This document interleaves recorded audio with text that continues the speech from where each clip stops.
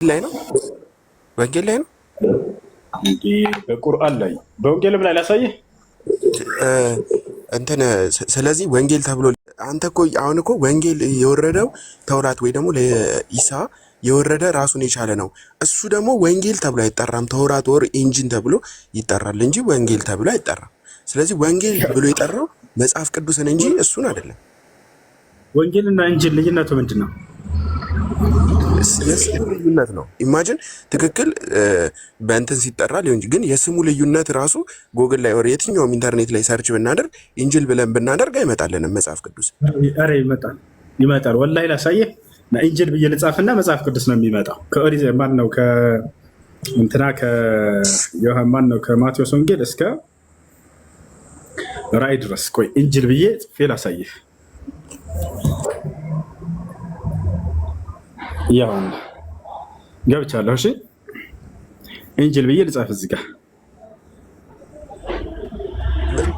ያውና ኢንጂል ብዬ ጽፌያለሁ። ይታያል።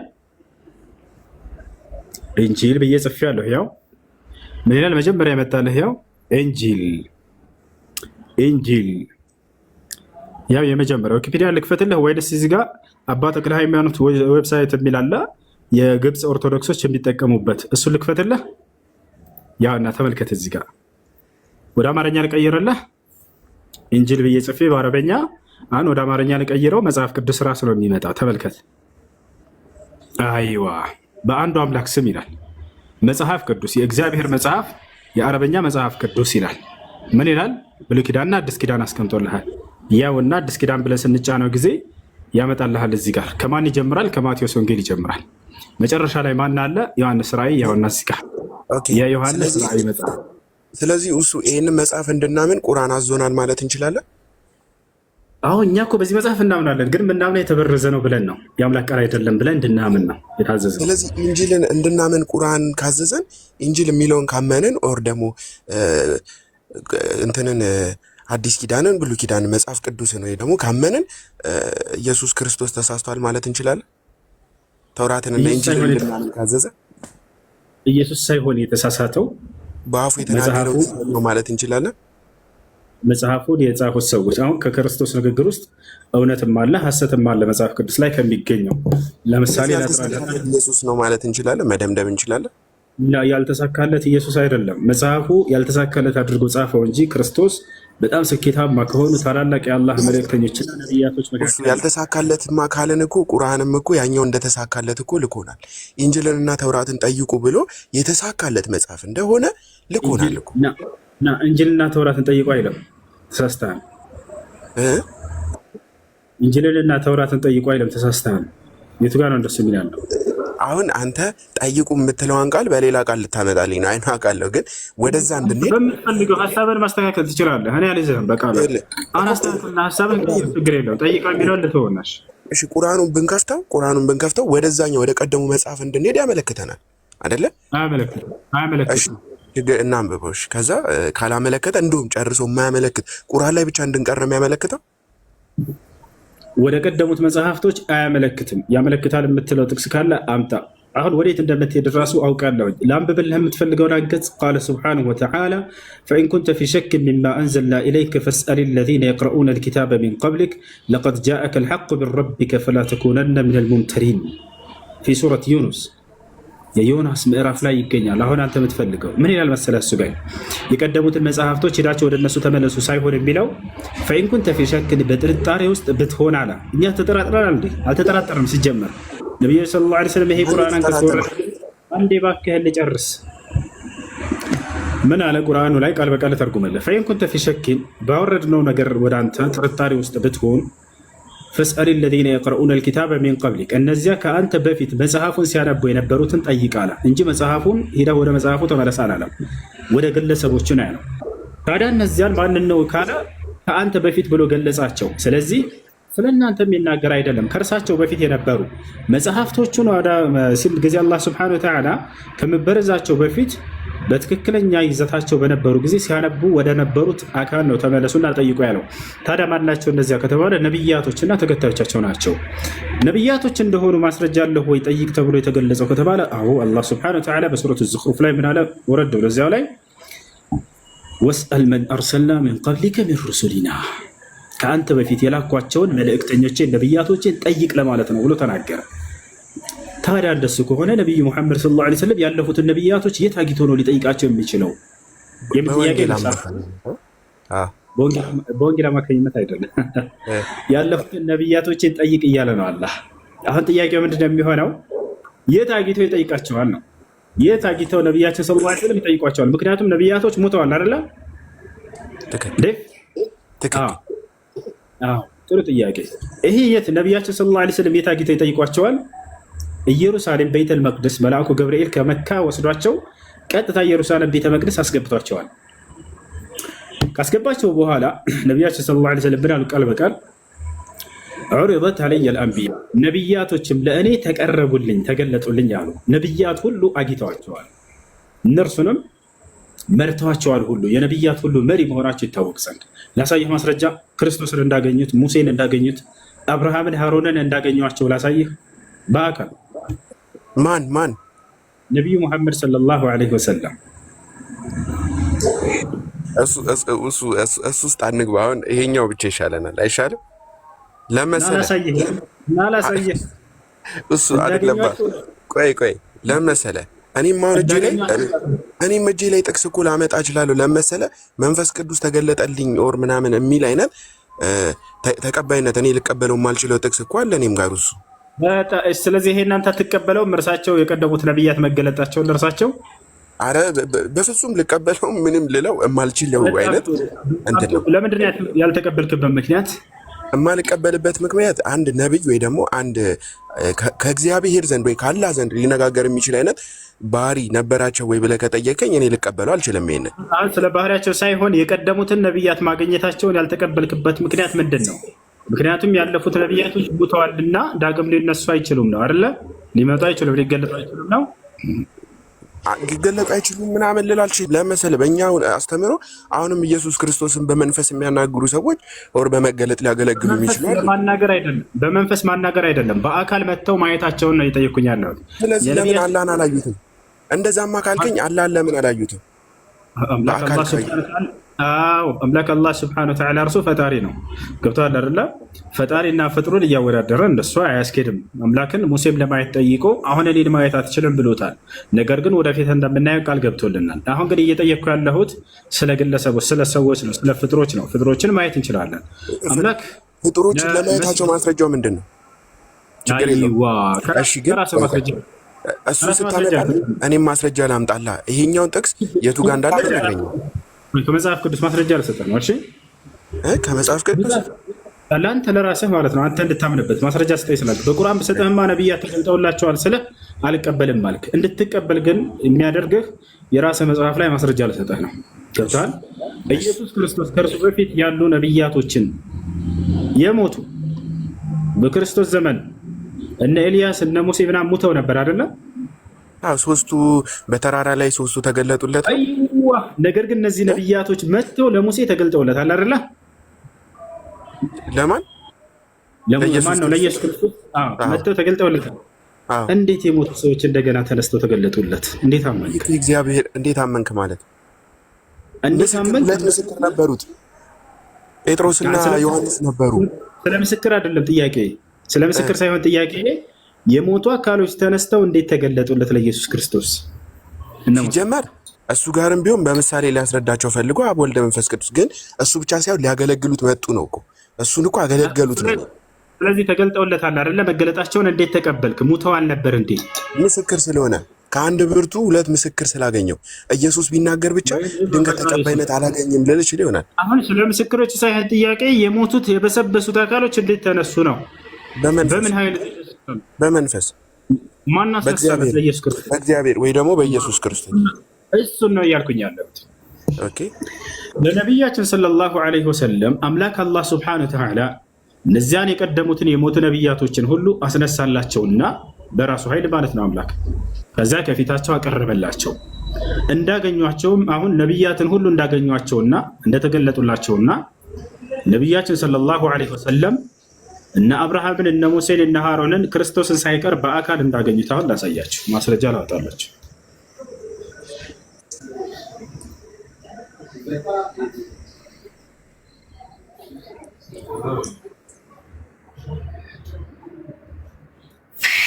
እየጠጣሁ አንድ የጌታ ሰው ጋር ለመረጋጋት ስጠኝሽ ምን ብር የለህም? ወላሂ እንትን አላስኩም ዝርዝር አላስኩም፣ ብር አላወጣሁም ምንም ወላሂ። እና ተመልከት፣ ያው እና እዚህ ጋር ወደ አማርኛ ልቀይርልህ አይደለ? ዴቭ አለ ወይስ ወጥተሃል? እየሰማሁ ነው በሚገባ ስወጣ እኮ እየሰማሁ ነው። እሺ ዲቫ እየወጣህ መስሎኝ ነው። እሺ ያውና እዚህ ጋር ተመልከቱት። ዑሪደት አለየ ልአንቢያ ነቢያቶች ለእኔ ተገለጡልኝ አሉ። ቃል በቃል ወደ አማርኛ ልቀይረው። ነቢያት ታዩኝ፣ ቃል በቃል ነቢያት ታዩኝ። ከነዚያ መካከል ለናሙናነት ያክል ማን ማንን ገለጹ? ካያቸው መካከል ሙሴን አየሁት አሉ። ቀጣይስ ማን አዩ? የማርያምን ልጅ ኢየሱስን አየሁት። አላሁ አክበር። ነቢያችን ሙሐመድ ሰለላሁ ዐለይሂ ወሰለም የማርያምን ልጅ ኢየሱስ ክርስቶስን አግኝተውታል። የት ነው ያገኘዋቸው? ኢየሩሳሌም የሚገኘው ቤተ መቅደስ ውስጥ ነው ያገኟቸው። ወደ ታች እንመጣለን። ሌላ ማንን አግኝተዋል? እነ ገብርኤልን አግኝተዋል። ከዚያ ነቢያችን ሰለላሁ ዐለይሂ ወሰለም ኢየሱስን ሳይቀር እንዳሰገዱትና እንደመሩት መሪ ሆነው እንዳሰገዱት አሳያቸዋለን። ማንን አዩ? ሌላ የማርያምን ልጅ ኢየሱስን አየሁት። ሌላስ ማንን አዩ? ነቢያችን ሰለላሁ ዐለይሂ ወሰለም አብርሃምን አየሁት። ያው ማንን አየሁ? አብርሃምን አየሁት። አያቸው አይደለ? ሌላስ ነቢያችን ቆይ አንዴ ተረጋጋ እባክህን፣ አንዴ ተረጋጋ። ከዚያስ ገብርኤልን አየሁት። ያው ገብርኤል ሳይቀር ነቢያችን ሰለላሁ ዐለይሂ ወሰለም ገብርኤልን ሳይቀር አይተውታል ማለት ነው። ዞታች አለ ይሄን ይመስላል። እና ነቢያችን ሰለላሁ ዐለይሂ ወሰለም እነዚህን የቀደሙትን ነቢያት ሁሉ አይተዋቸዋል። ከነዚያ ለናሙናነት ያክል የተወሰኑትን ጠቅሰውልናል። ምንጩን ማግኘት ማየት የፈለገ ሰው እዚህ ጋር ታገኝታላችሁ። ሙስሊም 167 ላይ ታገኝታላችሁ ማለት ነው። ትርሚዚ 3000 ላይ እናገኘዋለን ማለት ነው። እሺ ቀጥለሃል።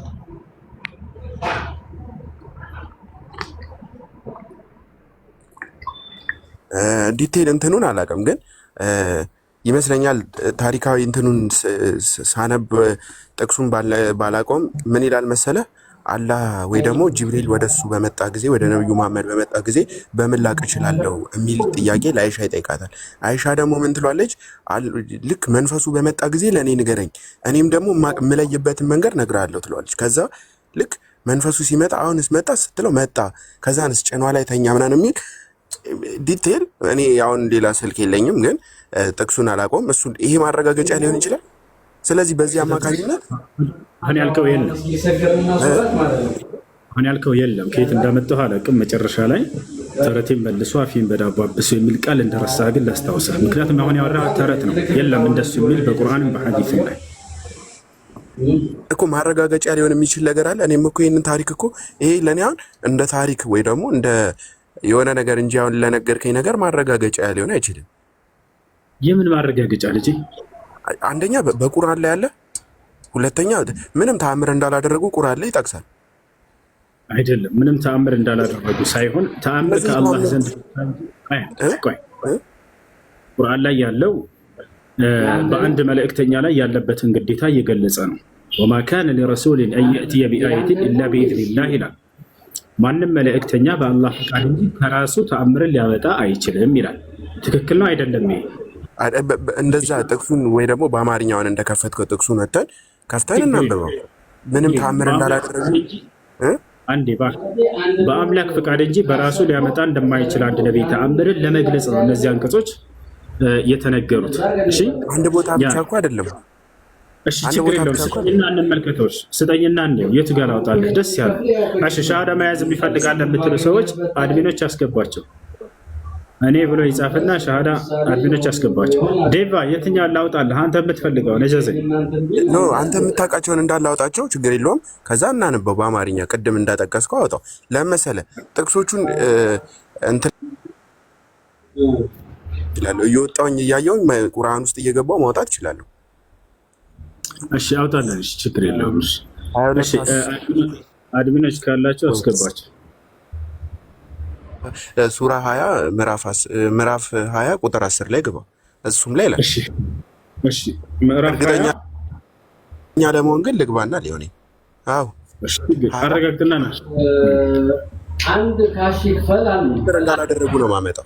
ስለዚህ ይሄ ተአምር ሊሆን አይችልም። ምንም ተአምር እንዳላደረጉ ነው ማመጣልን ማስረጃ። አንድ አምጣና ጥቅሱን ከዚያ በኋላ በሱ ላይ እናወራለን አልኩህ። ላስረዳህ እየሞከርኩኝ ነበር እምቢ አልክ። አስረዳኝ፣ ችግር የለውም። ይኸው ግባና አንተም አይተኸው አስረዳኝ። እሺ ንገረኝ፣ የትኛውን ላውጣለህ? ላስረዳህ 10 ግባና እንዴውስ አንዴ ግባና ስልኬ ከመጣ አብሽር። ያው ምዕራፍ 20 ቁጥር 10 ምን ይላል?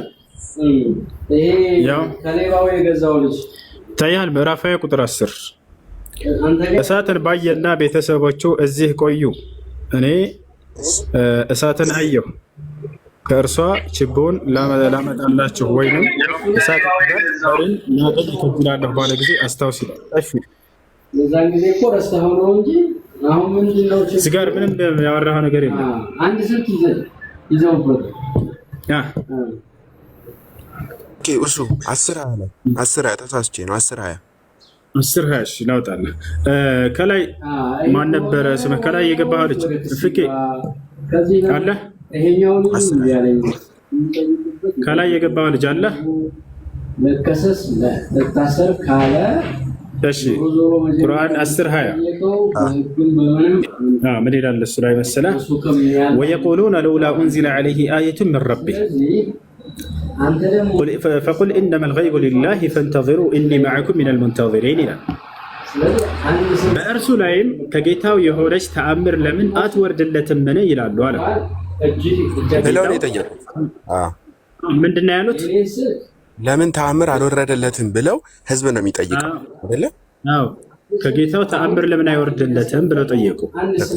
ሩቅ ነገርም ሁሉ የአላህ ብቻ ነው አለ። አየህ፣ ሩቅ ነገርም ሁሉ የአላህ ብቻ ነው። ያ ማለት ከዚያ ማውረድ የኔ ስራ አይደለም እያሉ ነው ነብዩ ሰለላሁ ዐለይሂ ወሰለም። የአላህ ነው እርሱ። ተአምርን የሚያመጣው ማን ነው? ዴቭ አምላክ ነው በነብያት በኩል የሚያደርግላችሁ አይደለ? ስለዚህ ተአምር አላደረጉም አይልም። እዚህ ላይ የሚለው ምንድነው? ከአላህ ዘንድ የሚመጣ መሆኑን እየገለጸ ነው አንቀጹ። ሩቅ ነገርም ሁሉ የአላህን ብቻ ነው ይላል። ተጠባበቁም እኔ ከእናንተ ጋር ከሚጠባበቁ ነኝና በላቸው። ይህ ተአምር የሚባል ነገር እንዴት አድርጋል? እባክህን ከአምላክ ዘንድ የሚመጣ ነገር እንጂ ተአምር አንድ ሰው ምድር ላይ ነብይ ቢሆን በራሱ ሰርቶ የሚያሳየው ነገር ሊሆን አይችልም ነው። አምላክ በነብያት በኩል የሚያደርግላቸው ነው። አሁን አላህ ሊያስገነዝባቸው የፈለገው ነገር እዚህ ጋር ምንድን ነው? ያ ነብይ ስለሆነ ብቻ በራሱ ባህርን ይሰነጥቃል ማለት አይደለም። ነገር ግን አምላክ ነው በእነርሱ በኩል የሚያደርግላቸው የሚለውን መጀመሪያ መገንዘብ አለባቸው። ያንን እያስረዳቸው ነው አላህ ሱብሓነሁ ወተዓላ። ይሄ ደግሞ በመጽሐፍም ላይ ያለ ነገር ነው። የሐዋርያት ሥራ ምዕራፍ 2 ቁጥር 22 ላይ ምን ይላል መሰለህ? أيها الرجال الإسرائيليون اسمعوا هذه الأقوال يسوع الناصري رجل قد تبرهن لكم من قبل الله بقوات وعجائب وآيات صنعها الله بيده قالوا من ይላል ጴጥሮስ ምን አለ? እናንተ የእስራኤል ሰዎች ሆይ ይህን ንግግሬን ስሙ። የናዝሬቱ ኢየሱስ ማለት እግዚአብሔር አምላክ በእርሱ በኩል ለእናንተ ድንቅና ተአምርን ያደረገላቸው የሆነ ለእናንተ የተገለጠ ሰው ነው እያለ ይናገራል። አየህ አይደለ? እግዚአብሔር በማን በኩል? በኢየሱስ ክርስቶስ በኩል ተአምራትን አደረገ ብሎ ነው የገለጸው።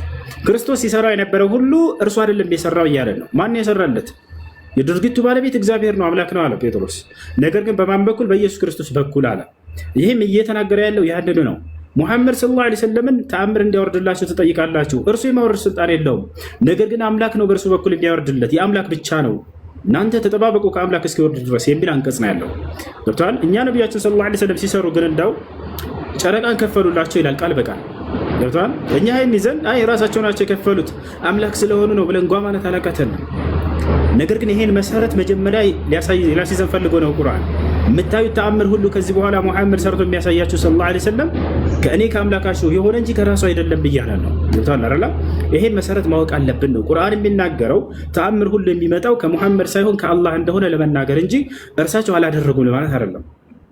እርሳቸው ተአምር እንዳደረጉ ከ1000 በላይ ተአምራቶችን እሰጥሃለሁ። ለምሳሌ ጨረቃን መክፈላቸው سأل أهل مكة النبي صلى الله عليه وسلم فقالوا يا رسول الله يا محمد إن كنت نبيا أرنا آية فأراهم من شقاق القمر مرتين የመካ ሰዎች መጡና ነብዩ ሰለላሁ ዐለይሂ ወሰለም ጠየቋቸው።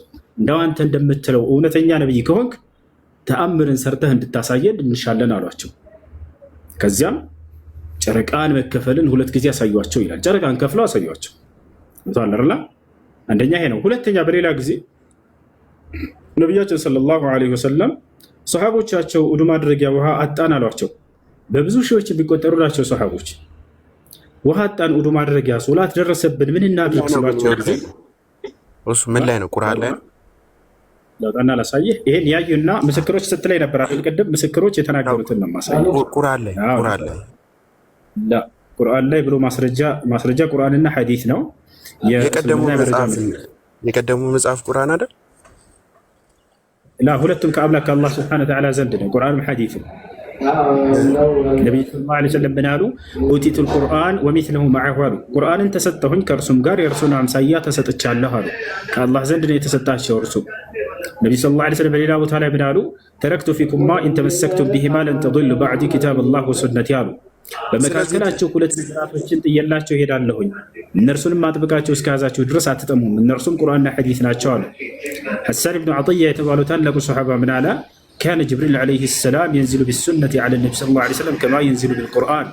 ስለዚህ ቅድም የጠቀስክልኝ እኮ እሱ ትክክል አይደለም ማለት ነው። አንድ ጊዜ ረጋ በለ። ሐሳን ብኑ ዐጥያ ምን አለ? መልአኩ ገብርኤል ለነቢዩ ሙሐመድ ሰለላሁ ዐለይሂ ወሰለም ቁርአንን ሲያወርድላቸው እንደነበር ሁሉ ሐዲስንም ሲያወርድላቸው የነበረው እርሱ ነው አለ። ስለዚህ በቁርአንና በሐዲስ መካከል ከማስረጃ አንጻር መለየት አይቻልም። ሁለቱም ከአላህ ስብሐነሁ ወተዓላ የሆኑ ናቸው። አሱና ሂየ አልወሕይ አሳኒ ምን አላህ ስብሐነሁ ወተዓላ ለነቢ ሰለላሁ ዐለይሂ ወሰለም። ሐዲስ ብሎ ማለት ሁለተኛው መለኮታዊ ራእይ ነው። ከቁርአን በመቀጠል ከአላህ ዘንድ እንጂ እርሱም ነቢ ሰለላሁ ዐለይሂ ወሰለም ከራሳቸው ዝም ብሎ ደስ ስላላቸው የተናገሩት እንዳይመስላቸው። ሐዲስ ራሱ ይህን ማን የመሰከረው የተናገረው ከተባለ ቁርአን ራሱ ነው። አላህ በሱረቱ ነጅም ላይ ይላል ወማ የንጢቁ ዐኒል ሀዋ ኢን ሁወ ኢላ ወሕዩን ዩሓ ይላል። ሙሐመድ ከራሱ አንዳችን አይናገርም፣ እርሱ ከእኔ ዘንድ የሚተላለፍለትን ራእይ እንጂ በፍጹም ከራሱ አይነግራችሁም እያለ ቁርአን ራሱ ነው የተናገረው። አይ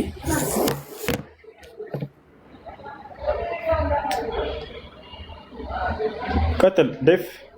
ስለዚህ ቅድም ኢሳን አናገሩት ጅብሪልን አናገሩት ብለህ የጠቀስክልኝም እኮ ከቁርአንና ከሐዲስ አይደለም ከሌላ ጥቅስ ነው። ስለዚህ እሱን ሌላ ውድቅ ልናደርገው ነው። ቁርአንና ሐዲስን ብቻ የምናምን ከሆነ ሐዲስ ነው፣ ከሌላ አይደለም ያነሳሁት፣ ከሐዲስ ነው። ምንጩን እያሳየው ሰሒህ ሙስሊም እያልኩት እንጂ።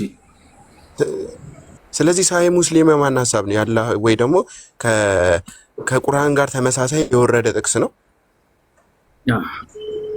ኦኬ እሺ፣ ችግር የለውም። እሺ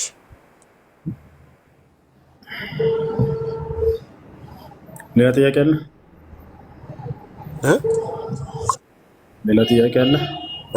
ሌላ ጥያቄ ቁርአን ላይ አሁን ሙሉ ቁርአንን ስገባ የጋኔል ምዕራፍ የምናምን ምዕራፍ ምናምን የሚሉ አሉ እና ከሱ ብቻ ሳይሆን በጣም ሊያስገርመኝ የቻለው የላሚቷ ምዕራፍ ምን ሊል ተፈልጎ ነው? ወይ ደግሞ ከአላህ ዘንድ የወረደ ቁርአን ነው ብዬ ለማመን ራሱ በጣም ከባድ ጥያቄ። ለላሚቷ የሚል ምዕራፉን እንዴት ነው ለላም ነው የወረደው ወይ ደግሞ ለማን ነው ብዬ ነው ልረዳ የምችለው? ይሄንንስ እንዴት ነው? በጣም ጥሩ ያልጠቀሳቸው ሌሎች ምዕራፎች ስላሉ እነዚያንም እናንሳቸውና ወደ መልሱ እንሄዳለን። እሺ ለምሳሌ የመዶሻ ምዕራፍ ይላል። አሁን ምን ይሰራል አይደለ? ያው የመዶሻ ምዕራፍ የመከፈል ምዕራፍ ምናምን እያለ ይናገራል አይደለ? የመዶሻ ምዕራፍ የመከፈል ምዕራፍ ይሄው ምን ይሰራል? ዴቭ ትክክል አይደል? አሁን የመዶሻ ምዕራፍ የሚለው መጽሐፍ ቅዱስ ላይ ነው ያነሳሁልህ። አሁን ጥቅሱን ላሳየ ነው። እሺ ምንም እንደማይሰራ መስክሮልናል። የመዶሻ ምዕራፍ የሚል መጽሐፍ ቅዱስ ላይ ልናይ ነው አሁን። አይ እሺ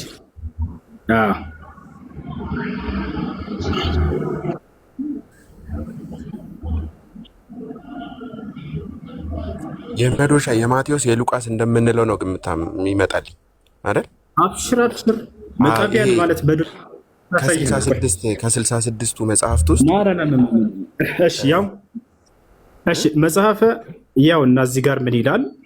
አንደኛ መጽሐፈ መቃቢያን የሚለው ትርጉም መዶሻ ማለት ነው። እሺ ችግር የለውም ወደዛ እንሄዳለን። እሺ ያው መጽሐፈ መቃቢያን ማለት የመዶሻ ምዕራፍ ማለት ነው። አላሁ አክበር መዶሻ ማለት ነው። ያው እሺ ኦርቶዶክስ ነው ፕሮቴስታንት ነኝ። ፕሮቴስታንት ነህ? እሺ አዎ እማላቀውን ስታመጣ አላቀውም። ምክንያቱም አሁን መጽሐፈ መዶሻ ምናምን እሱ ብቻ ሳይሆን አሁን መዶሻ የሚለውን አምጥተህ ሱብሃነላህ አልክ። ላሚቷ ለሚለው ለምን አትልም? ወይ ደግሞ የጉንዳኑ ምዕራፍ ላይ ወይ የጋኔሉ ላይ የኛ ትርጉሙን ልመልስልህ ነው። እዚህ ላይ አንድ የምናገረው ስላለ እሺ መቃቢስ የሚለው ትርጉሙ መዶሻ ነው እንጂ ያለው መቃቢስ የሚለው የሰው ስም ነው እኮ። ስለዚህ መጽሐፈ መቃቢያን ማለት ነው ትርጉሙ መዶሻ ከሆነ የስሙ ትርጉም ነው እንጂ መዶሻ የሚለው የሰው ስም ነው መቃቢስ የሚለው እኮ። ስለዚህ መጽሐፉን አሁን ጥያቄ መጽሐፈ መቃቢያን ሲል መቃቢያን ማለት ነው ብሎናል። መዶሻ ማለት ነው ብሏል አይደል? ለምሳሌ ላስረዳህ እኮ ጥያቄን መልስ። መቃቢያን ማለት መዶሻ ማለት ነው ብሏል አይደል? የስሙ ትርጉም መዶሻ ነው።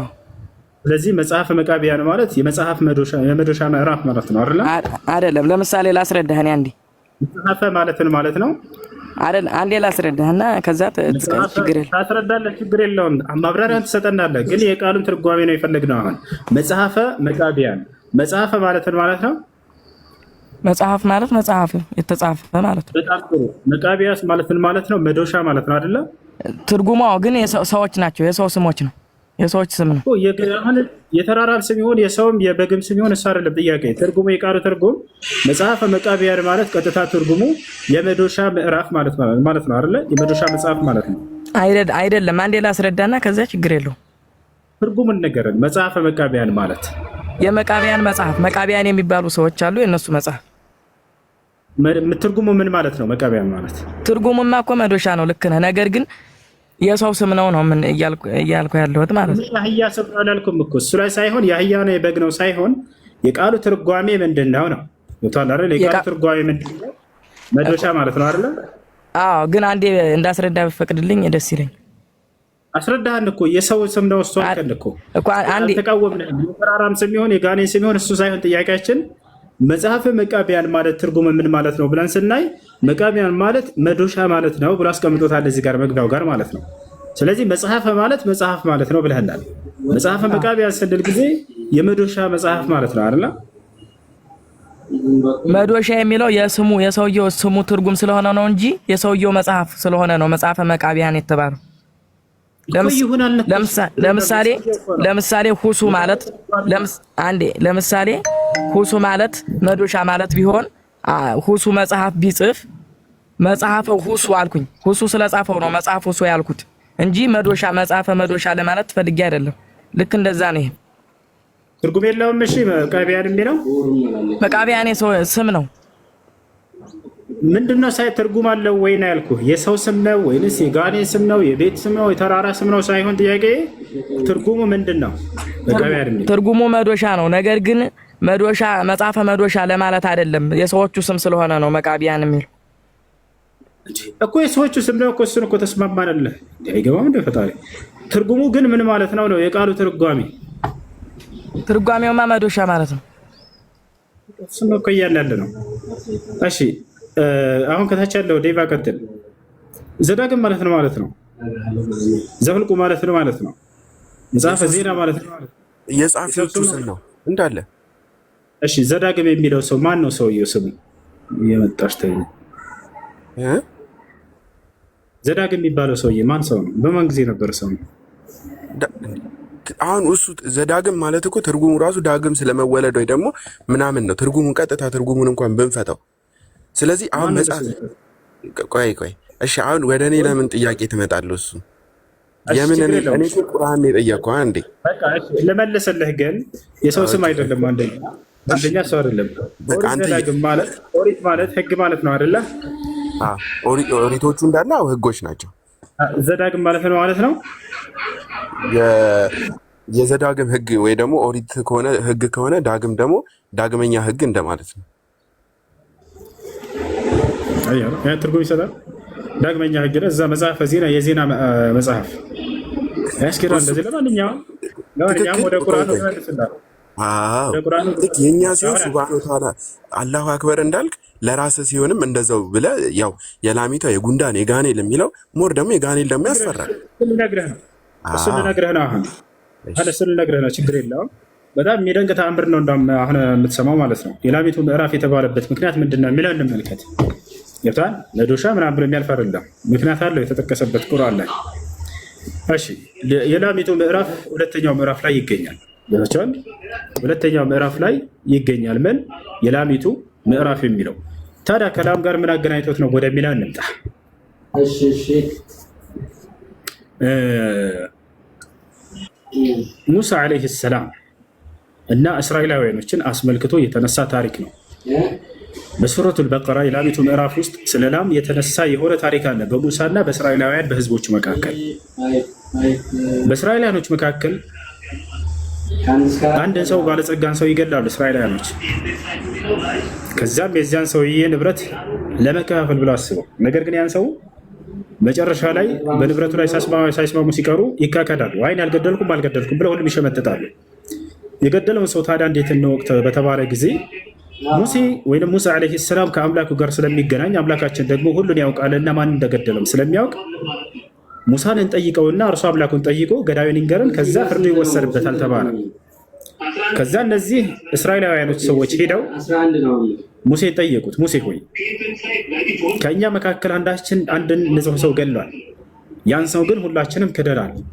የገደለው ሰው ደግሞ አምላክ ሁሉን ያውቃልና ጠይቅልንና የገደለውን ሰው ይንገረን፣ ፍርድ እንዲወሰድበት አሉት። በዚህ ጊዜ ሻለ ሙሴ አላህን ጠየቀላቸው። አምላክ ያላህ ሆይ እነዚህ እስራኤላውያኖች አንድን ሰው ገድለዋል፣ በመካከላቸው የገደለ ሰው አልታወቀም ገዳዩ ማን እንደሆነ። ረስትን ስ ድምፅን ቀንሰው።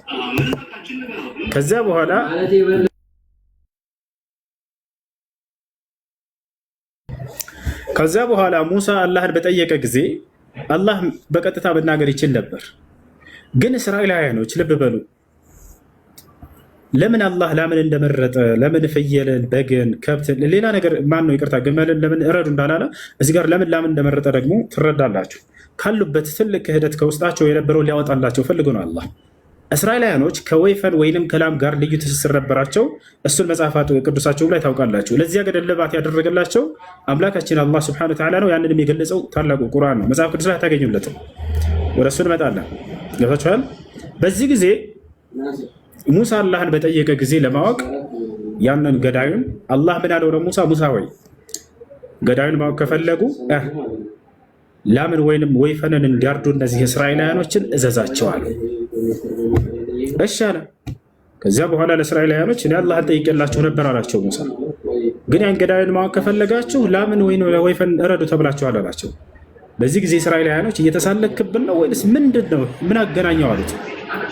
በዚያው በቁርአን ላይ ሲናገር ምን ይላል? ወኢዝ ቃለ ሙሳ ኢነላሃ የእሙሩኩም አን ተዝበሑ በቀራ። ሙሳ ለህዝቦቹ ባለ ጊዜ አስታውስ፣ እነሆ ጌታችሁ አምላካችሁ አላህ ያን ገዳይን ማወቅ ከፈለጋችሁ ላምን እንድታርዱ ያዛችኋል ባላቸው ጊዜ አለ። ህዝቦቹ ታዲያ ምን አሉት? ቃሉ አተተኺዙና ሁዝዋ፣ እኛን ማላገጫ ማሾፊያ አድርገህ ይዘህን ነው? እንዴት ምን አገናኘው? ማረድን ምን አገናኘው? ቃለ አዑዙ ቢላሂ አን አኩነ ሚነል ጃሂሊን። ሙሴም ምን አለ? እኔ በእናንተ አላጋጭና ሿፊ ከመሆን በአላህ እጠብቃለሁኝ፣ ይሄን አስቤ አይደለም አላቸው። ገብታችኋል? ከዚያ በኋላ እንግዲያውንስ ያለ ማወቅ ከፈለጋችሁ ረዱ ተብላችኋል ብሎ ሙሴ ጥሏቸው ሄደ። እነዚህ ሰዎች እሺ አሉ፣ ምን እንደሚሆን ለማየት እናርዳለን አሉ።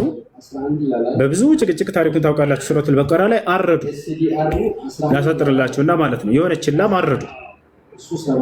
ካረዱ በኋላ ላሟን ከዚያ በኋላ ሙሳ ዓለይሂ ሰላምን አላህ ምን አዘዘው?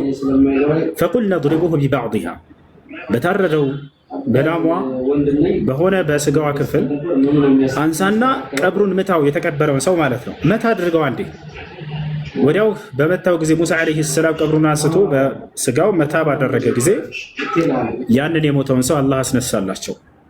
ወዲያው ተነሳና የሞተው ሰው በእስራኤላውያን መካከል ቆመና በዚሁ መንገድ ሙሳ በእስልምና አስተምህሮ ሙታንን አስነስቷል። ከዚያ በኋላ ምን አለ? ቀተለኒ ፉላን ኢብኑ ፉላን ብሎ ተናገረ። የገደለኝ አከሌ ልጅ ይሄ ነው ብሎ ተናገረ። አያችሁ አይደለ? ስለዚህ ላም የሚለው የተነሳበት ምክንያት ታዲያ ከምን አንጻር ነው ከተባለ በሌላ እዛው ሱረቱል በቀራ ላይ አላህ ምን ይላል? ወኡሽሪቡ ፊ ቁሉቢሂም አልዒጅል አለ። እነዚያ እስራኤላውያኖች ላምን እንዲያርዱ አላህ ያዘዘባቸው ምክንያት በልባቸው ውስጥ የላምን ወይንም የወይፈንን ፍቅር ተጠጥተው ነበርና አለ። ከየት? ከግብፃውያኖች ያዩት ነበር። በግብፅ ላይ ባርነት ነበሩ፣ ባሪያዎች ነበሩ እስራኤላውያኖች። ገብታችኋል? ሙሴ ነፃ ባወጣቸው ጊዜ ሳሚሪ የተባለ ሰው ላምን ወይንም ወይፈንን በወርቅና ብር አቅልጦ አምላካቸው ይሄ ነው ብሎ ሰጥቷቸው ነበረ። ነገር ግን መጽሐፍ ቅዱስ ይሄንን ወደ ሃሩን ያስጠጋው። ኦሪት ዘጸአት ምዕራፍ 32 ከቁጥር 1 ሄደህ ብታነብ ምን ይላል? እስራኤላውያኖች ላምን ያመልኩ ነበር። ታውቃላችሁ? ወይፈንን ያመልኩ ነበር። ማን ሰርቶላቸው ይላል? እዛ ላይ አሮን ሰርቶላቸው ይላል። አላህ ያንን ከልባቸው ውስጥ ሊያጠፋላቸው ፈለገ። ስለዚህ ላምን ረዱ አላቸው። ገብታችኋል? አንተ የምታመልከውን አካል ከአንተ በታች ከሆነ የምታርደው ከሆነ አስተኝተህ እንደዚህ የምታርደው ከሆነ ምን ያክል ደካማ እንደሆነ አንተን ሊጠቅምህም ሊጎዳህም እንደማይችል ሊያሳያቸው ዘንድ አላህ ሱብሓነሁ ወተዓላ ላምን እረዱ ብሎ በቃ ግዴታ አደረገባቸው። የግዴታ የገደለዎች ያንን ገዳይ ለማወቅ ከፈለጋቸው ይህን አድርጎ አላቸው። ሳይፈልጉ በግዳቸው ያን ነገር አደረጉ።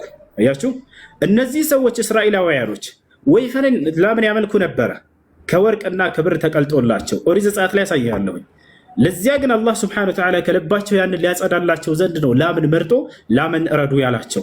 በዚያም አማካኝነት በዚሁ መንገድ ሙሴ ሙታንን የማስነሳትን ተአምር በላም በኩል ተሰጠ። ከላሟ ስጋ አንሳና ያንን የሞተውን ሰው ቀብሩን አንዴ መታ አድርገው፣ የዛኔም የሞተው ሰው ይነሳል፣ ሕያውም ሆኖ ገዳዩን ይናገራል አለው። ፈቁልነ እድሪቡሁ ቢበዕድሃ ከዛሊከ ዩሕዪ ላሁ ልመውታ ወዩሪኩም አያቲሂ ለዓለኩም ተዕቂሉን አለ። ስለዚህ የላሟ ታሪክ የተባለበት ምክንያት በዚህ ምክንያት ነው። ታላርላ ይሄን ግን መጽሐፍ ቅዱስ ላይ በጣም የሚያሳዝነው ያችን ላም ወይንም ወይፈን የሰራት ታላቁ ነቢይ ሃሩን እንደሆነ እንደሚናገር ታውቃላችሁ። ነቢይ ሆኖ ጣዖት ሲሰራ ይሄ ነው አምላካችሁ ብሎ ከወርቅና ከብር አቅልጦ ለእስራኤላውያኖች ሰጣቸው። ይሄ ነው ከግብፅ ያዳናቸው ያወጣችሁ አምላካችሁ ብሎ ሰጣቸው። ጣዖት ይሄንን ወይፈን አመለኩ። ታዲያ ከዛ ከወይፈን አምልኮ ልባቸውን ቁርጥ ያደረገላቸው ማን ነው? አምላካችን አላህ ሱብሓነሁ ወተዓላ ምን አላቸው? ላሟን እረዱ ብሎ አዘዛቸው። የግዴታ ያን የቦታውን ሰው ለማወቅ ከፈለጋችሁ እረዱ አላቸው። አረዷትም ይላል። ከዚያን ጊዜ በኋላ እስራኤላውያኖችም ላም በልባቸው ውስጥ የነበረው ክብርና ቦታ ወጣላቸው። ምክንያቱም በእጃቸው አረዱት። ምን ያክል ደካማ እንደሆነ መለኮታዊ ኃይል እንደሌላት አወቁ። ይህን አላህ ሱብሓነሁ ወተዓላ ያደረግላቸው። ይሄ ግን መጽሐፍ ቅዱስ ላይ እንዲህ አይነት ሁኔታ አድርጎላቸዋል አምላክ ላይ? የለም ወፍ የለም ወፍ። ጭራሽ ያንን ጣዖት የሰራው ሃሩን ነው ብሎ ነው መጽሐፍ ቅዱስ የተናገረው። ቁርአን ግን መጣና አረመው። ምን አለ? ላ ሃሩን በፍጹም አልሰራም አለ። ታዲያ ማን ነው? ሳሚሪ የተባለ ሰው ነው የሰራው አለ። ፈአደለሁም ሳሚሪ፣ ሳሚሪ የተባለውም ሰው አጠመማቸው ወይፈኑን ሰርቶ ከብርና ከወርቅ። ከዚያ በኋላ ምን ይላል? ታሪኩ ይቀጥላል። መጽሐፍ ቅዱስ ላይ ምን ይላል? ልክ ሙሴ ከመጣ በኋላ ያንን ወይፈን ከወርቅና ከብር የተሰራቸውን ላም ምን አደረገ? አቃጠለ። ከዚያስ ካቃጠለ በኋላ በውሃ በጥብጦ ለእስራኤላውያኖች ጋታቸው አጠጣቸው ይላል። አላህ ይህንን ማረመው። በፍጹም ሙሴ እስራኤላውያኖችን አላጠጣቸውም። ምን አደረገ ከተባለ ለኑሐሪቀነሁ ثم ለነንሲፈነሁ ፊል የሚ ነስፋ አለ ሙሳ። አቃጥለዋለሁ ይሄን ጣዖታችሁንም ከወይፈኑ የሰራችሁትን ከዚያም በባህር ላይ መበተንንም መበትንባችኋለሁ አላቸው። አቃጠለውና በተነው። መጽሐፍ ቅዱስ ለምን አለ ግን? ያንን አጠጥቷቸዋል እስራኤላውያን ይላል። ነቢይ ሆኖ ያንን የወርቅና የብር ጣዖት በጥብጦ ሲያጠጣቸው አቃጥሎ። አስቡት። ለሰዎች የሚጎዳ ነገር ነቢይ እንዴት ያደርጋል? ታቻለ። እንደ አጠቃላይ የዳዊቱ ምዕራፍ የሚለው ከዚህ ጋር በተያያዘ ነው። ሙሴ ታላቅን ተአምር ሙታንን ማስነሳትን የሰራበት እንዲሁም እስራኤላውያኖች ከግብፅ ይዘውት መጥተው የነበረውን በልባቸው ውስጥ ለወይፈንና ለላም የነበራቸውን የመለኮታዊ ክብር አላት ብለው የሚያስቡትን አላህ የቆረጠበት የሆነ ድንቅ ተአምር ያደረገበት የሆነ ነገር ነው ማለት ነው። ይሄን ይመስላል። ሌላውን ምዕራፍ ከፈለጋችሁ እነግራችኋለሁ። በዚሁ መሰረት የጋኔን ምዕራፍ የተባለበት ለምንድን ነው? የጉንዳኗ ምዕራፍ የተባለበት ለምንድን ነው? የሸረሪቱ ምዕራፍ የተባለበት ለምንድን ነው? እያንዳንዱ ከበስተጀርባው ወላሂ ድንቅ የአላህ ሱብሓነሁ ወተዓላ ተአምር አለበት። የሸረሪት ምዕራፍ የተባለው ለምንድን ነው? ሱረቱል ዐንከቡት ይላል። ሱረቱል ዐንከቡት የሸረሪቱ ምዕራፍ ተብሎ ለምን ተሰየመ? እዚያው በሱረቱል ዐንከቡት ላይ በሸረሪቱ ምዕራፍ በተባለው ላይ ስለ ሸረሪት አስመልክቶ የተነሳ ድንቅ ነገር ስላለ ነው። ምን ያህል መሰላችሁ አንቀጹ? مثل الذين اتخذوا من دون الله أولياء كمثل العنكبوت اتخذت بيتا وإن أوهن البيوت لبيت العنكبوت لو كانوا يعلمون على لم يقرم نقر مسالي ستبت ነው እንግዲህ የሰው ልጅ መመካት ካለበት በማን ላይ ነው መመካት ያለበት? የሰው ልጅ ማምለክ ካለበት ማንን ነው ማምለክ ያለበት? አንድና ብቸኛ የሆነውን አምላክ ኃያል የሆነውን አምላክ ነው። ከአላሆች በሌላ አካሎች ላይ የሚጠጋ ሰው ግን ደካማ የሆነ ነገር የተጠጋበት ነገር ምን ያክል ደካማ መሆኑን ለመግለጽ አላህ የተጠቀመበት የሸረሪት ድርን ነው። ገብታችኋል? የሸረሪት ድር ወይ ከዝናብ አይጠብቅ ወይ ከፀሐይ አይጠብቅ። አስቡት። ዝናብ ቢመጣ ይዞት ይሄዳል። ከፀሐይም እንኳን ሊመክት የማይችል ደካማ የሆነ ነገር ነው። ከቤቶች ሁሉ ደካማ ቤት ብሎ ማለት የሸረሪት ቤት ነው አለ አላህ።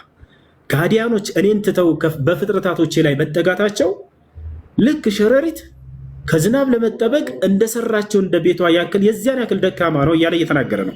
ከአላህ ውጭ ባሉ አካሎች ላይ መጠጋት ምን ያክል ደካማነቱን ለመግለጽ የተጠቀመበት ምሳሌ ነው። የፈለገ ቤት ብሎ ማለት ከሁለት ነገር የሚከላከል መሆን አለበት። ካልሆነ ደካማ ነው። አንድ ከዝናብ ሊከላከልልህ ይገባል። ካልሆነ ምንም ቤት ሆነ። ወይንም ደግሞ ከኃይለኛ ከፀሐይ የሚከላከል መሆን አለበት። ካልሆነ ለምን ቤት ተብሎ ተጠራ? አላህ ሱብሓነሁ ወተዓላ መሰሉ ለዚነ ተኸዙ ሚን ዱኒላሂ አውሊያ አለ። እነዚያ ከእኔ ከአላህ ውጭ ሌሎች አካሎችን ረዳት አድርገው የያዙ ሰዎች ምሳሌያቸው እንደምንድን ነው አለ? ከመሰሊል ዐንከቡት ኢተኸዘት በይታ፣ ልክ ቤትን እንደያዘች እንደሰራች ሸረሪት ነች አሉ። ወኢነ አውሃነል ቡዩት፣ ከቤቶች ሁሉ ደካማ ቤት ብሎ ማለት ለቤቱል ዐንከቡት የሸረሪት ቤት ነው አለ። ለው ካኑ ያዕለሙን፣ የሚያውቁ ቢሆኑ ኖሮ አለ። ቤት ብሎ ማለት ከሁለት ነገር የሚከላከል መሆን አለበት። ካልሆነ ደካማ ቤት ነው። ወይ ከዝናብ እንዲከላከልልህ ነው ኃይለኛ ዝናብ ሲመጣ፣ ወይንም ደግሞ ኃይለኛ ፀሐይ ካለ ከዛ ሊከላከልልህ ዘንድ ነው። የሸረሪት ደር ደግሞ ለሁለቱም የማትከላከል ነች። ዝናብ ቢመጣ ይዟት የምትሄድ ደካማ ነች። ፀሐይም ቢመጣ እንኳን መመከት የማትችል ደካማ ቤት ነች። ከሃዲያኖች ከአላህ ውጭ ሌላን አካል ረዳት አድርገው መያዛቸው ምሳሌያቸው ልክ ሸረሪት ከዝናብና ከፀሐይ ይከላከልልኛል ብላ ድርን ሰርታ እንደያዘች ያክል ነው እያለ እየገለጸ ነው አላህ ሱብሓነሁ ወተዓላ። አይ አይደለም። ከዚህ አንጻር ነው ሌሎችም ልክ እንዲሁ የጉንዳኒቱ ምዕራፍ የተባለበት ምክንያት የጋኔኑ ምዕራፍ የተባለበት ምክንያት እያንዳንዱ ከምዕራፎች ውሳኔ ማን ነው አላህ ሱብሓነሁ ወተዓላ ሲወስናቸው ጊዜ ከበስተጀርባቸው ወላሂ ለአዚም ትልቅ ጥበብ አለ። ዐሊመሁ መን ዐሊመሁ ወጀሂለሁ መን ጀሂለ፣ ያወቀው ያውቀዋል፣ ያላወቀው ያንን አላወቀው። ነገር ግን እናንተ አላወቃቸውም ማለት በዚያ ነገር ላይ መሳለቅ ተገቢ አይደለም። ምን ታስቦበት ነው ብሎ ለምን ሰው አይጠይቅም? አይምሮ የተሰጠን እኮ እንድንጠይቅ ነው፣ እንድናውቅ ነው። አላህ በቁርአን ላይ ደስ የሚል አንቀጽ ተናግሯል። ፈስአሉ አህለ ዚክሪ ኩንቱም ላ ተዕለሙን አለ። የማታውቁ ብትሆኑ የእውቀት ባለቤቶችን ሄዳቸው ጠይቁ አለ። ያሰላም። ነገር ግን የማታውቅ ከሆንክ እንድትሳለቅ የሚያደርግህ ከሆነ ምንድነው የገሰጸህ? አንተን ማን የመከረህ? በምንድን ላይ የታነጽከው? ሙስሊሞችስ የታነጹት በዚህ ቃል ላይ ነው። የሚያውቁ ከሆነ ያንን ነገር ተደንቀው ያልፋሉ። የማያውቁ ከሆነ ደግሞ ይሄ ነገር ምንድን ነው ብለው ሄደው እንዲጠይቁ ታዘዋል። ፈስአሉ አህለ ዚክሪ ኩንቱም ላ ተዕለሙን፣ የማታውቁ ብትሆኑ የሚያውቁ ሰዎችን ሄዳችሁ ጠጋ ብላችሁ ጠይቁ ይላል። ገብታችኋል? ስለዚህ እንዲህ አይነት ምዕራፎችን በምታዩ ጊዜ ከመጽሐፉ ባለቤቶች ከሙስሊሞች ጋር ሄዳችሁ ምን ታስቡበት ነው ከበስተጀርባው እስኪ ንገሩን ብላችሁ ብትጠይቁ መልካም ነው ማለት ነው። እና ይሄን ይሰጥ አብዱልከሪም መጥቷል። ዴቭ ካለ ከአብዱልከሪም ጋር ትንሽ ትቀጥላለህ። ዴቭ አለ? አይ አብዱልከሪም አለ? አብዱልከሪም በጣም ጎበዝ ነው። ከእሱ ጋር አውራ። አይ ሰላም አለይኩም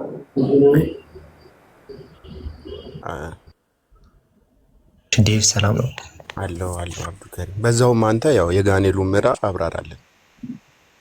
ቆይ ከዛ በፊት እኔ ደግሞ ገልበጥ አድርጌ የሆነ ነገር ልጠይቅ ፈልጌ ነበር። እሺ ዴቪ፣ ችግር የለም ግን አንተ ብታብራራልኝ እቺን ደስ ይል። ምክንያቱም እሱ ያቆመው ያው እያብራራልኝ ስለሆነ የጋኔሉ ምዕራፍ ምናምን እሱ ሲናገር እንደው ምንም ትርጉም አይሰጥም ብዬ ልለው ስለ አንተን ሰጠ። ምክንያቱም ቤትን ምሳሌ አድርጎ የሸረሪት ድር ከምንም አይደለም። አሁን የተነሳው ላይ አብራርቶልሃል። አሁን የተነሳው ላይ ናሙና ብሎ ለምሳሌ ያንዳንዱ ትርጉሞች አላቸው፣ ለዛ ስያሜ ተሰጠ ይላል።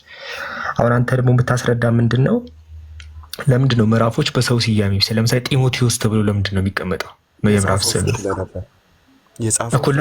ስለዚህ መጽሐፋችሁ ግለሰባዊ ነው ማለት ነው። ማለት በግለሰብ ነው የሚሰየመው ማለት ነው። ለምሳሌ አንዴ ጥያቄ ልጠይቅና ከዛ ተረጋጋ። አሁን እሱ ሁሱ አስረዳ ካደለ አስረጅም ሰዓት አንተ ስጠይቀው ያንተ ጥያቄ ሁሱ አሁን እንደዚህ ብሎ አስረዳ። ተረዳኝ አይደል? ልክ አንተም ደግሞ የምትጠየቀውን ደግሞ መመለስ ይኖርብሃል።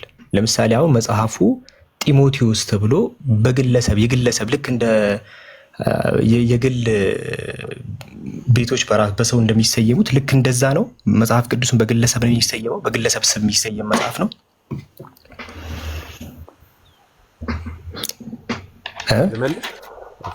እስኪጨርስ ብዬ ነው እኮ በግለሰብ ጳውሎስ የጻፈው መልእክት ነው። የጻፈው ደግሞ ለጢሞቴዎስ ደብዳቤ ነው የጻፈው። ስለዚህ ጢሞቴዎስ የተባለው ለእሱ የተጻፈ ለጢሞቴዎስ ወይ ደግሞ እዛ ጢሞቴዎስ ሲመራ ለነበረው ቤተክርስቲያን ነው። ስለዚህ ደብዳቤ ነው። ያው ማን የጻፈው ብዬ አልጠየኩም። ያ ጀማ ማን የጻፈው አላልኩም። አውቃለሁ ማን የጻፈው አላልኩም። ለማን የተጻፈው ብዬ አልጠየኩም። ለምንድነው ጢሞቴዎስ በግለሰቦች መጽሐፍ ቅዱስ ላይ የግለሰቦች ስያሜ እንትን ያለበት ነው ማለት ነው አይደል?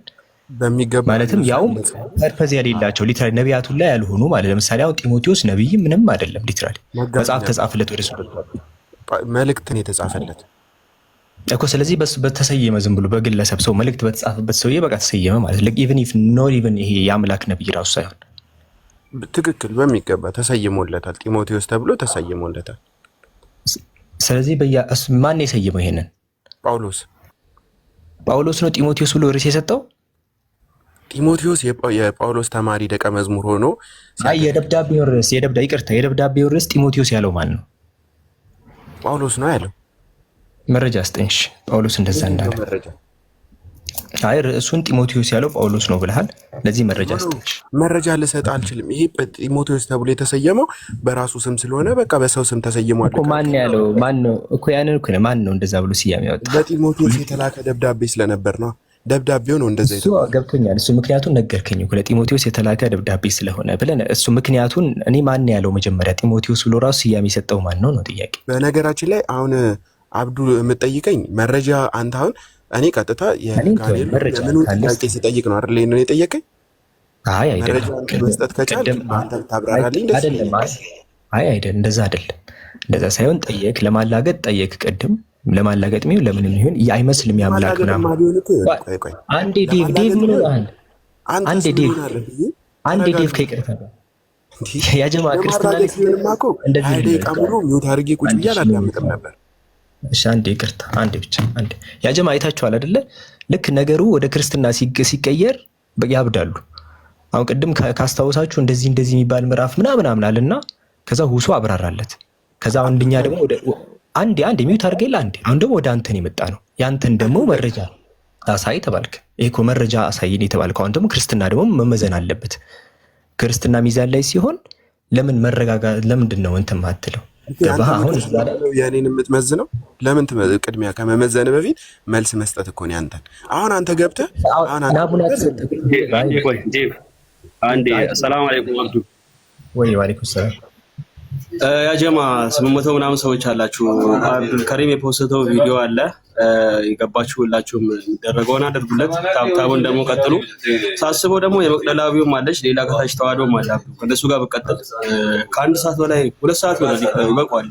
ተዋዶ መልስ በቃ ተዋዶ ይቀጥላል። ቃሙን ሰምቻለሁ። ሲመጣ ለምን ዴቭ ሚታርግ በቃ እሺ። ከውሱ በቃ አንተ ጥያቄ አትመልስም። ጥያቄ ስለማመልስ ከሌላ ሰው ጋር ልቀጥል። በቃ ተዋዶ አለክ አይደለም። አንተ መመለስ ስለማትችል ከሆነ እሾታለሁ። አንተ መመለስ ስለማትችል ከሆነ ችግር ነው። እኔ ደግሞ እንደዛ ነው ማድረገው። እሺ ይቅርታ ዴቭ። በቃ እኔ አሁን ለምን ትናደዳለህ? ከሌላ ሰው ጋር ልቀጥል ነው ዴቭ። በቃ ከሌላ ሰው ጋር ነው እኔን ተወኝ። እሺ ከውሱ ጋር ሲመጣ ከውሱ ጋር ትቀጥላለህ። እሺ ዴቭ በቃ እሺ። መልስልኝ አንተ መልስልኝ። ከውሱ ጋር ትቀጥል። እኔ እንደዚህ አይነት ነገር እሺ አንዴ ከሌላ ሰው ጋር ልቀጥል። ኧረ አንተ ሰው ይተወኝ እንዴ! ልጅ ሆኖናል። ከኔ ጋር ስትወያይ ማለት ነው እኔ ጠይቀሃለሁ ትጠይቀኛለህ ነው። እንደዚህ ነው የማወራው እኔ። እሺ አትጠየቅም አንተ? እኔን ትጠይቀኛለህ፣ እኔም ጠይቀሃለሁ። ልጅ አያዳምጥም እንዴ? ምን ሆነሃል እንዴ? እኔ በረኛውኛ አልጠብቅህም። ገባ? ለምሳሌ አሁን አንተ ተመለሰልህ ሱረቱል በቀራ ለምንድን የተባለው የሚለው ነገር ተብራራ። ስለዚህ አንተም ደግሞ ጢሞቴዎስ የሚለውን ተጠየቅ። መልስ የለም። ክርስትና ባይዘው መልስ የለም። ያ ጀማ ከዚህ መረዳት ትችላላችሁ። አሁን ምንም አልተባለም። እሺ አንተ ደግሞ የጢሞቴዎስን አስረዳን፣ መረጃ አሳይ። የለም። ክርስትና ይሄ ነው ባይዘው እና በጣም የሚያሳዝን ነው። በጣም የሚያሳዝን ነው።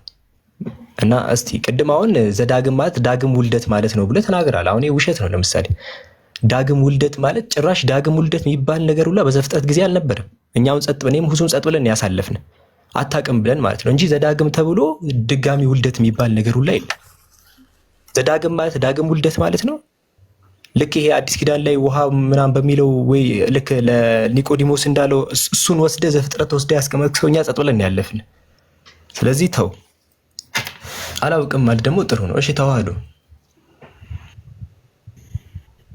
አለክ አለሁ ዘዳግም ማለት ዳግም ውልደት ማለት ነው። እዛ አዲስ ኒቆዲሞስ ጋር ያለው አይ ዘዳግም ማለት የተደገመ ማለት ነው እንጂ ዳግም ውልደት ማለት አይደለም። በቃ አይታ የቀድሞ የገባው ልጅ አሁን እሱን ሁላ ተወሬት አድርገን ስናስረዳው ይጮሃል። እንደዛ ብሎ ነው የመለሰልን። አይ ዳግም ውልደት ማለት አይደለም። እንደዛ ብሎ ሲመለስ ራሱ ጸጥ ብለን እንግዲህ ትንሽ አንድ ጥያቄ እንኳን አንዷን መለስ ስንለው ቀብቀብ ወጠብን፣ ረበሸን። ምን ትላለህ? እሺ ተዋህዶ በስላሴ አማኝ ነህ? ኦኬ። ስላሴን ያስተማረ አካል አብ ወልድ መንፈስ ቅዱስ አንድ አምላክ ነው ብሎ ያስተማረ ነብይ አለ? ምን አልከኝ? አብ ወልድ መንፈስ ቅዱስ አንድ አምላክ ነው ብሎ ያስተማረ ነብይ አለ? አይ በነቢያት ጊዜ ከክርስቶስ ከመምጣቱ በፊት አንድነቱ ሶስትነቱ እንደዚህ በመላት ሰፍቶ ሞልቶ አይታወቅም ነበርና እንደዛ ብሎ ያስተማረ ነብይ የለ። ይሄ ኃይለኛ ክርስቲያን ነው ሰዎች። ይሄ ተዋህዶ የተባለው ኃይለኛ ክርስቲያን ነው። ይሄ በቃ አልተገለጸ በግልጽ እንዲህ አልተገለጸም። በቃ ኢየሱስ ከመምጣቱ ነው ማለት በእርግጥ እና አብርሃም ደጋግ አባቶች አንድነቱ ሶስትነቱ የተገለጠላቸው በብሉይ ኪዳን ቢኖሩም ነገር ግን በመላት በስፋት ክርስቶስ ከመወለዱ በፊት በግልጽ አንድነት ሶስትነቱ በደንብ በጎላ በተረዳ አይታወቅም ነበር ብሎናል። እንግዲህ አይታወቅም ነበር ብሎናል። የተገለጠላቸው አባቶች ግን ነበሩ። ግን አልተገለጠላቸውም። አሁን ለአብርሃም እንደዛ አልተገለጠም። ስላሴ ተገልጧል። ለአብርሃም እኮ ተገልጧል ብያለሁ ቅድም። እሺ ለምሳሌ ምዕራፍ እና ቁጥሩን ባታስተውሰው ራሱን ያግዛለሁ፣ ግን አልተገለጠም። ሶስቱ ሰዎች ልትለኝ ነው? እነዛ ሶስቱ ሰዎች እኮ ሁለቱ እኮ መላእክት ናቸው እኮ። ቢያንስ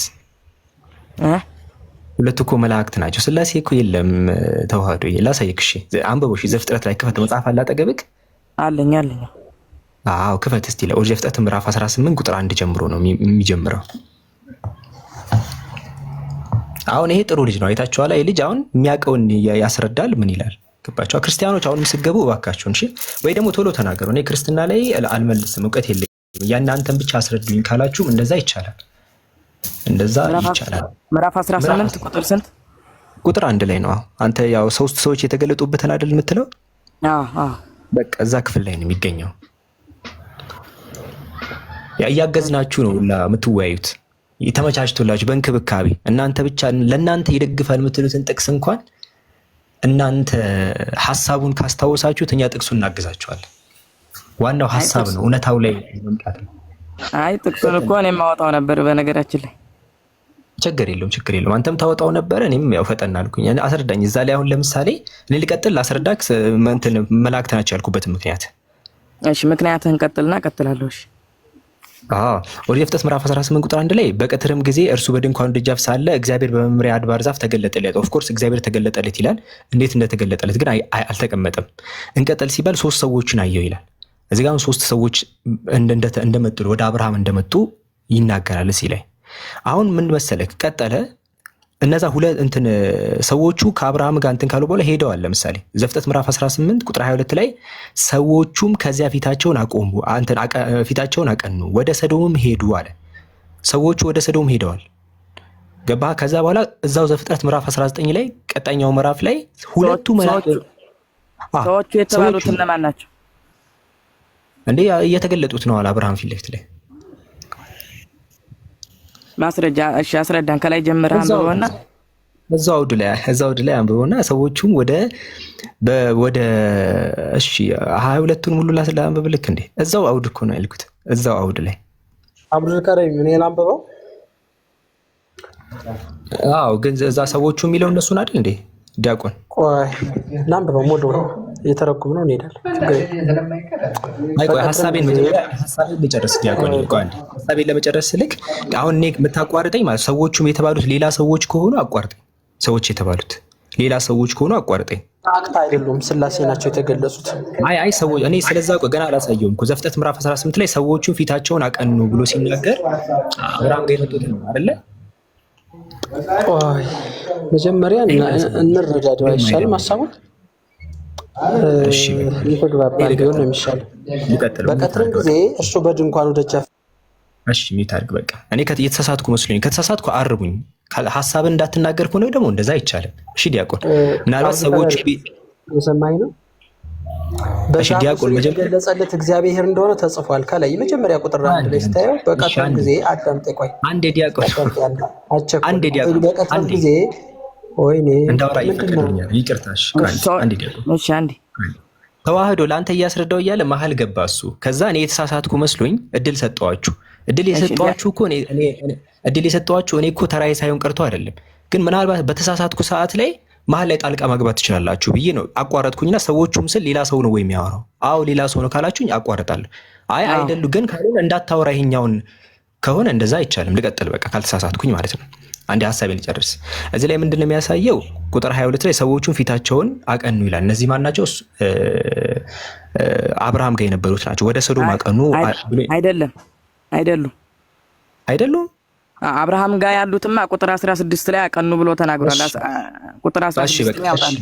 እሺ እዛው ላይ እንጠቀም በቃ። ኦሪት ዘፍጥረት ምዕራፍ 18 ቁጥር 1 ላይ እሺ ለምን ቁጥር 16 ቁጥር 18 ላይ ያሉትን እኮ ነው እያወራ ያለሁት። አልተከታተልከኝ? ቁጥር 18 ላይ ቁጥር 18 ቁጥር 1 ላይ አብርሃም ላይ እግዚአብሔር ተገለጠለት አለ። ከዛስ አይ አቀኑ ያልከው አንተ በ22 ላይ ነው አይደለ? 20 ስንት ላይ ነው አቀኑ ያልከው?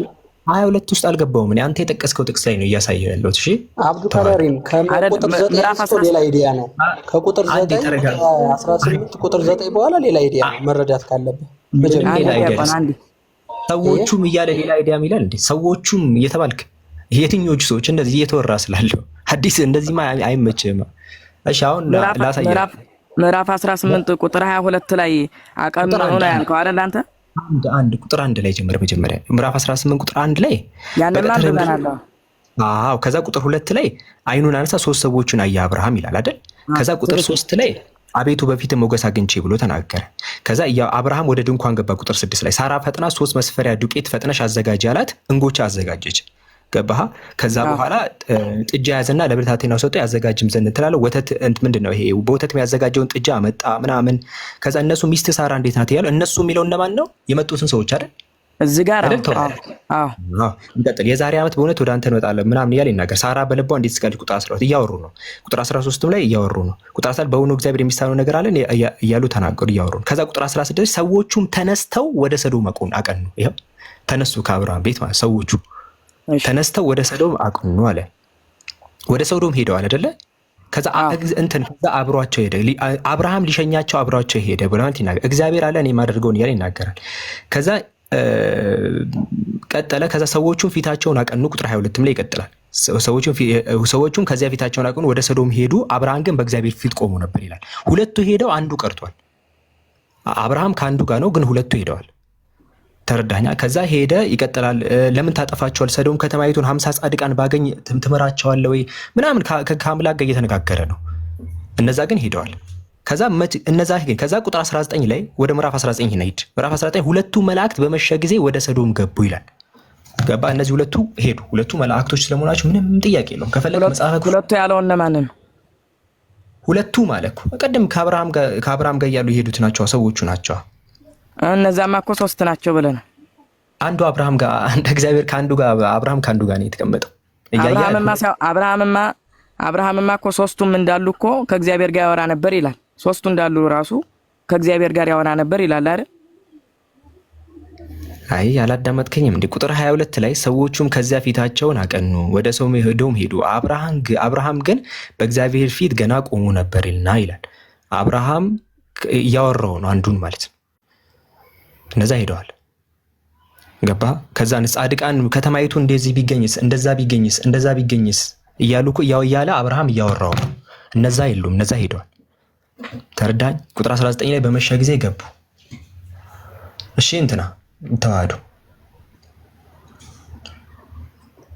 ከዛ አንጻር ነው እንጂ መላእክቶች ናቸው እንጂ እንትኖች አይደሉም። እነዚህ የሥላሴን ጭራሽ አያሳይም። ይሄ ክፍል ጭራሽ አያሳይም። ዲያቆን መቀጠል ትችላለህ አሁን አንተ። መልካም ሐሳቡን መጀመሪያ እናንብበው በደንብ ተረጋግተን። ምዕራፍ 18 ከቁጥር 1 ላይ በቀትርም ጊዜ እርሱ በድንኳኑ ደጃፍ ተቀምጦ ሳለ እግዚአብሔር ሰዎች ላልከው ነው እዚህ ጋር እየሰጠህ ያለ እግዚአብሔር በመምሬ አድባር ዛፍ ተገለጠለት። ማን ነው የተገለጸው እዚህ ጋር? ውድ ከለሪ እግዚአብሔር እኮ በብዙ መልኩ ነው የሚገለጸው። እግዚአብሔር ተገለጠ ማለት አሁን ብቻ እንድትመልስልኝ የፈለኩ እግዚአብሔር በመምሬ አድባር ዛፍ ስር ተገለጠለት። በመምሬ አድባር ዛፍ ስር የተገለጸለት የተባለ ማን ነው? አብዱ ከለሪ እኮ ቋንቋ ቀላል ነው፣ ችግር የለም። ቀላል ያለ እንደዛ ከሆነ እኮ ምን እያልከኝ እንደሆነ ታውቃለህ? አምላክ ችግር የለም። ቆይማ አሁን የምጠይቅም ብቻ ያለ እንደዛ የለም ዲያቆን፣ እንደዚህ እኮ የለም። እንደዚህ ፖለቲካ እኔ ላይ እኮ ታደርጉት መልሱ እንጂ እኔ ነኝ የሚዩት ያደረኩ ፖለቲካ እንደዚህ እኔ አይደለም። ይኸውልህ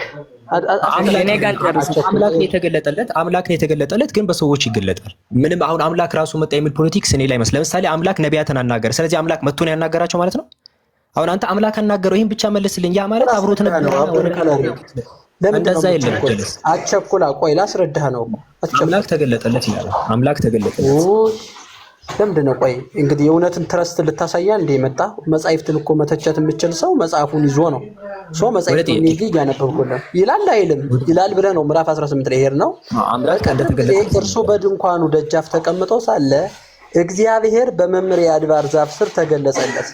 የተገለጸ ማን ነው? እግዚአብሔር አምላክ ተገለጠለት በሰዎች ማለት ነው። እና አይኑንም አነሳና እነሆ 3 ሰዎች በፊቱ ቆይ አዳምጠኝ እንጨርስ። ይሰማል? አብዱልካላም እያዳመጥከኝ? ስላሴ መሆናቸውን እኮ ነው ማስረጃ የፈለግነው። ስላሴ እንዴ እያስረዳው እኮ ነው። ለምንድን ነው የምትቸኩለው? አዳምጠኝ እንጂ። አይኑንም አነሳና እነሆ 3 ሰዎች በፊቱ ቆመው አየ። ባያቸውም ጊዜ ሊቀበላቸው ከድንኳኑ ደጃፍ ተነስቶ ሮጠ፣ ወደ ምድርም ሰገደ። በሰው አምሳል የተገለጸ ማን ነው? እዚህ ጋር አብዱልካላም በሰው አምሳል ነገር ከላይ ቁጥር 1 ላይ ይኸው በደንብ ሳይሆን በሰው አምሳል ብቻ ሳይሆን 3 ሰዎች ነው። በሰው አምሳል ምናምን የሚባል ነገር የለም። ዘፍጥረት ምዕራፍ 18 ቁጥር 2 ላይ 3 ሰዎች ነው ፊቱ የቆሙ። የት አለ እሱ? እንግዲህ በእናንተ ነው። ይኸው ማስረጃ ተጠቅሰን እኮ መጻሕፍቱን አልከው። መጻሕፍቱ ጋር እያየሽ በሰው አምሳል የሚለውን አሳየኝ። በሰው አምሳል ትልቁ ላይ አድርጉት ያጀ በሰው አምሳል ይኸው እግዚአብሔር ተገለጠለት አለ። ለዚህ መቼም በሰው አምሳል የሚለውን አሳየኝ። አንድ ይቅርታ፣ በሰው አምሳል በማለት ተናገር። አላሳየኝ። ካሜራ ከፍተ በሰው አምሳል የሚለውን ቃል አሳየኝ። መሀል ላይ ያቋረጥኩ ቅድም ለዛ ነው። እኔ ጋር ማጭበርበር የለም። የት አለ? ኦኬ ይሄው ላሳይክ። በሰው አምሳል በሰው አምሳል የሚለውን ቃል ማውቀ ፈልግ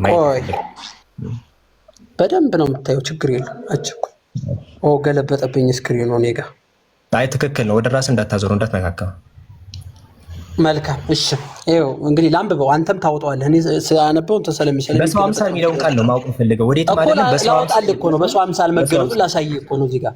በሰው አምሳል መገለጡ የሚለው አይደል? በሰው አምሳል ይላል ብለሃል። አሳይኝ እዛ ላይ። እኔ እኮ በጣም የምታሳዝነኝ እዚህ ጋር ነው። አዳምጠኝ። ይኸውልህ እግዚአብሔር በመምሪያ አድባር ዛፍ ስር ላይ የተገለጸ ማን ነው? እግዚአብሔር አይኑንም አነሳና በሰው አምሳል እግዚአብሔር በሰው አምሳል ነው የመጣው ብላል። በሰው አምሳል ብለሃል። አዳምጥ እንጂ እኮ በሰው አምሳል ማለት ምንድን ማለት ነው? 3 ሰዎች ቆመው አየ። የተገለጸው በቃ ያንተ ትርጉም ነው እሱ። በቃ ያንተ ትርጉም ነው ማለት። ቀጥል፣ ወደ ቀጣይ። ስላሴ የለም፣ ወደ ቀጣይ ሄድ። 3 ሰዎች ናቸው የመጡት፣ አምላክ የለም ማለት ነው። ስላሴ ናቸው። እሱ ደግሞ ያንተ ትርጉም ነው። አሳየኝ። እኔ አላልኩም። እኔ አውዱ ላይ መላእክት የሚል አሳየኝ። ሰው ይኸው ሰዎች አሉ። ሰዎች ነው የመጡት የሚለውን አሳየኝ ይላል። ሰው እግዚአብሔር ተገለጠ የሚል አሳየው ደግሞ። አየህ እግዚአብሔር በሰዎች ይገለጣል። ታዲያ እኛስ ምን አለ?